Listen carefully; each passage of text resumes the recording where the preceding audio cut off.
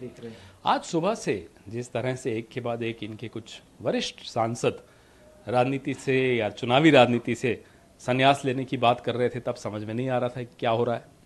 क्या वो भारतीय जनता पार्टी की जो शैली है, कार्यशैली, उससे परेशान हैं, व्यथित हैं? गौतम गंभीर जी हो गए या जयंत सिन्हा साहब हो गए, क्यों उन्होंने ऐसा निर्णय लिया, ये जनता को भी जानने का हक है।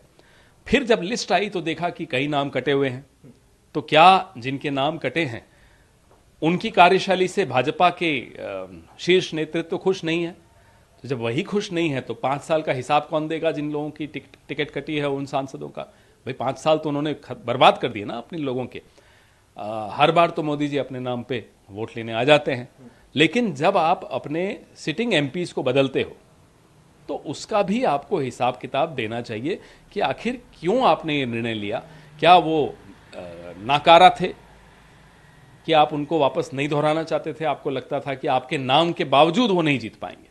तो नरेंद्र मोदी के नाम का जो तथाकथित जादू है, शायद वो इन सीटों पर नहीं चल रहा। साहिब परवेश सिंह वर्मा जी की सीट पर, या रमेश भिधोड़ी जी की सीट पर, या मीनाक्षी लेखी जी की सीट पर। वहीं आप देखिए कि जिस व्यक्ति के बेटे ने किसानों को रौंदा, टेनी मिश्रा, उसकी टिकट आपने फिर दोहरा दी।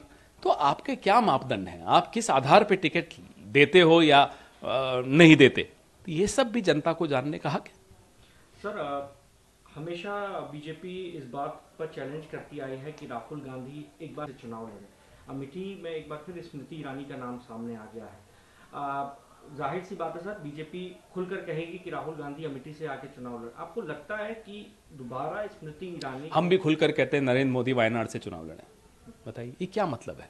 अरे हमारी पार्टी निर्णय लेगी कि कौन नेता कहां से चुनाव लड़ेगा, वो तय करेंगे भारतीय जनता पार्टी वाले कि हमारे नेता कहां से चुनाव लड़े। हम चुनौती देते हैं नरेंद्र मोदी जी को, आइए चलिए तेलंगाना में कहीं चुनाव लड़िए, आइए चलिए कर्नाटक में जहां हम कहते हैं वहां चुनाव लड़िए। ये कोई तरीका है? तो इन्हें भी सोच समझकर बोलना चाहिए। राहुल गांधी कहां से चुनाव लड़ेंगे, कहां से नहीं लड़ेंगे, पार्टी की एक प्रक्रिया है इस निर्णय को लेने की। सीईसी होगी, उससे पहले स्क्रीनिंग कमिटीज चल रही हैं, वो तय करेंगे हर नेता का कौन सी सीट से कौन नेता कहां लड़ेगा, वो हमारी पार्टी तय करेगी।